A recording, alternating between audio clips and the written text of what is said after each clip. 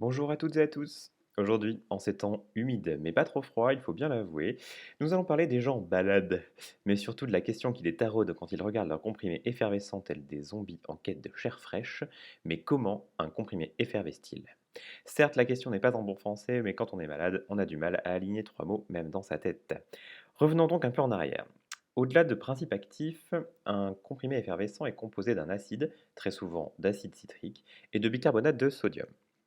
Ces deux composés sont totalement inoffensifs pour l'homme, dans des proportions raisonnables évidemment. Problème, ces deux réactifs ne s'aiment pas trop et réagissent très rapidement entre eux. Cette réaction est la même que celle entre de la craie et du vinaigre. La craie est un carbonate de calcium et le vinaigre contient de l'acide acétique. Résultat, des bulles, beaucoup de bulles. Des bulles de dioxyde de carbone, CO2, plus exactement. Mais alors pourquoi notre comprimé est-il stable? C'est en fait assez simple. La réaction que l'on observe ne peut avoir lieu qu'en présence d'eau. Cette eau ne réagit pas avec les autres composés mais facilite la réaction. Du coup, les poudres utilisées pour les comprimés sont dites anhydres, c'est-à-dire qu'on a enlevé toute trace d'eau chez elles. Le comprimé reste donc stable. Par contre, dès qu'une goutte d'eau entre en contact avec le comprimé, la réaction est lancée et ne se termine que lorsque l'un des composés est épuisé. Le comprimé effervescent a été mis au point dans les années 1890-1900. Les précurseurs du comprimé gazeux, comme on l'appelait à l'époque, sont des Français, oui madame, qui ont eu plus de succès aux États-Unis qu'en France. En effet, les comprimés en général, créés en 1843 par un Britannique, sont assez mal vus en France par les pharmaciens et les universitaires jusqu'aux années 30.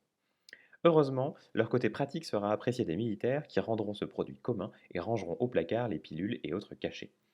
Les industriels, en avance sur les pharmaciens, s'adapteront très vite à cette nouvelle forme pharmaceutique, à la fois plus facile et moins chère à produire.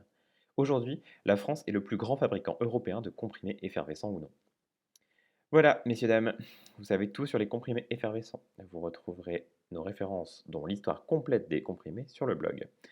J'espère que cette vidéo vous a plu. Si c'est le cas, dites-le nous et partagez-la sur les réseaux sociaux. N'oubliez pas non plus de vous abonner à la chaîne YouTube de Papille Optique. La semaine dernière, nous parlions de frottage de main. Ciao les curieux!